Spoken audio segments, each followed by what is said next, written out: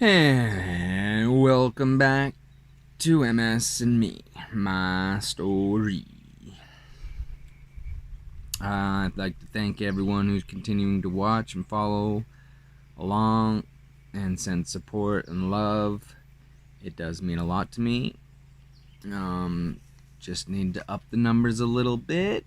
You know, it'll happen. I have faith.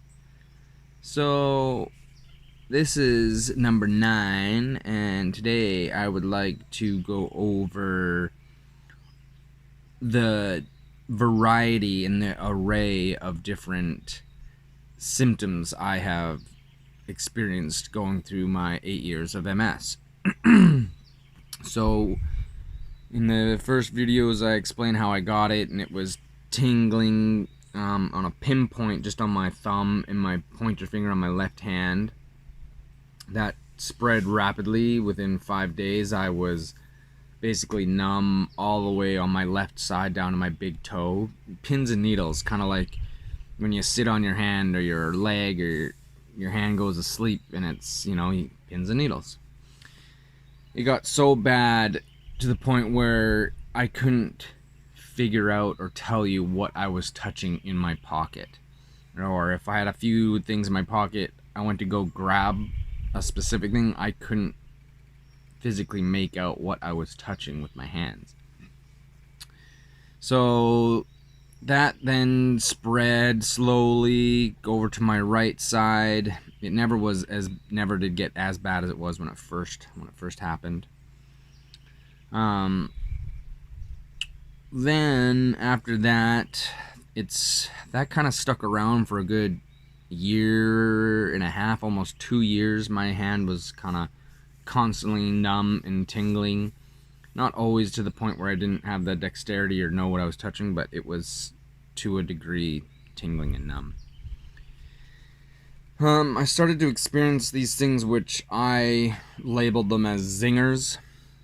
I like to explain them as like an electric shock happening from like midpoint of the back of the head to somewhere in this neck area on both sides. And I would have it anywhere. I would label them, I would label them as like a small, medium, or large. Whereas a small one, I could get a zinger while I was talking to you per se, and I kind of would just kind of have like a little head shake and whatever, pause and keep going. It hurts a little bit, but it's not too bad. And then a medium one, it would kind of be, if it was happening while I was talking, it almost is like, it actually hurts. I don't physically move per se, but it hurts a lot more, and I can feel that was like, a size a medium, I say. And then there's a large, excuse me. Wow, I am tired this morning. A large one, which is I could be talking to you, and if I get a large zinger, it feels like someone just kind of like kicks me in the back of the head, and it really hurts. It really drains the energy of my whole entire body. Need to like instant, just go lay down right away. Those were happening pretty often, few times a day, every day for a few years, I'd say. The first couple years. Those have started ever since I've been with the ayahuasca and the plant medicine. Those have started to taper off to the point where, I go months and months without having a zinger anymore. They do come up once in a while, but very seldom. So yeah, zingers. Restless Legs, that was in the very beginning, the first year or so. The restless leg things was really annoying. Trying to go to sleep, usually right when I was about to go to sleep, my legs would just go berserk, and I just kicking them around and all this stuff. I was reading in one of these books. Wow, excuse me. I was reading in one of these books. I think it might have been the Terry Wall's Protocol. Actually, no, it wasn't. It was... I don't remember the name of the book. I will tell you the name of it. It was autoimmune something. Anyways, it had a good tip and I used it and it worked for me, and that is drinking rosemary tea right before you go to bed, or while it's happening and that the spasms are happening. Go and make yourself a cup of rosemary tea with putting a tablespoon or a teaspoon of honey under your tongue and letting that sit there for a bit, and then drinking your tea. And that seemed to help me out actually quite a bit. Railway spikes is one I call.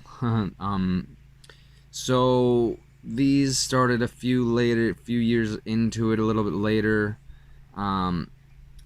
They're so random. They're very sporadic. Wow. I might have to redo this video because I just keep yawning. Wow, meow, meow. Railway spikes happen at random times, super sporadic, and exactly as it sounds like. It just feels like someone walks up, puts a railway spike, and then drives it in with a sledgehammer, and then that pain just happens like that. And then it kind of fades away. Sometimes they happen in kind of like intervals, like I then get a couple more at the same spot. But most likely, or usually, it's just a one-off in a random spot on the body, just railway spike, sledgehammer, and then it kind of like dissipates away. So that's been fun and interesting symptom to deal with or overcome. Mood swings, man, that's a big one. I think a lot of people with MS can attest to this. There's no one way of figuring out why or what is happening with the mind in the mental area, but we do know that it's a neurological disease, and that is part of the neurological system. Unfortunately, taps into everything on the body. So, yeah, that's been something ongoing. Mood and emotions are always something that were in part of the game before MS, and then the whole psyche of it getting switched and trying to figure out why your body's doing this against you is just more messed up shit for the brain. So yeah, I definitely have mood swings here and there once in a while. I am human. I try to do my best. I try to breathe. I try to bring low stress to the body at all times. Peeing sucks.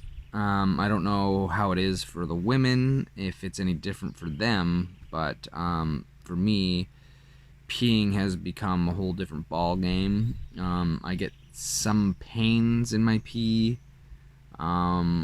I pee like, I'm a super old man now. I sit down to pee every time just because I don't know how long it could take to dribble out a drip or two, or it could be a long Austin Powers pee. So that, such a minor thing, but it is one of the symptoms that that I notice and I still deal with every day. Just about a year ago, I went through kind of, I guess, an episode or a relapse, more or less, and my right arm was starting to have these major spasms where it would kind of grip up and clench up, and I would make kind of like the claw, and everything would get super tight, and it was actually to the pain level where it actually bring me to my knees or on the ground, and they would last from anywhere from a couple minutes to about 5 minutes, 10 minutes max.